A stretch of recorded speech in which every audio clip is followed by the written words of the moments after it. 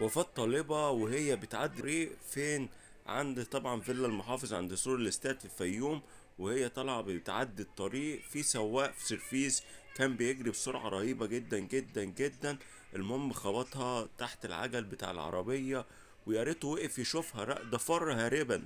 يعني انت المفروض ان انت دهست واحدة بالعربية، ان انت تنزل تشوفها توديها المستشفى تشوف مالها، لا ده دهسها بالعربية وطلع يجري. حسبي الله ونعم الوكيل. المفروض اي حد ما عندوش ضمير او بيسوق بسرعة رهيبة يمشي كده يخبط في الناس، المفروض ده يتحاسب وياخد حكم. يعني 10 سنين، يحس ان هو يتربى ويتأدب. برضه زي ما كنت ماشي في شارع جانبي، واحد جاي بالعربية صاروخ. طب افرض واحد طالع، عيل طالع من شارع بيجري بعجل، عيل راكب عجلة، وانت عارف العجل والفيزب والحاجات دي في العيد، ممكن عيل طالع بيجري تروح انت شايله مموته. يعني المفروض يبقى عندنا عقل شوية. المفروض اي حد بيجري بسرعة رهيبة يا جدعان يتحاسب. المفروض يبقى في حبس، اي سرعة رهيبة يبقى في حبس. في العادة ما تنساش تعملوا شير.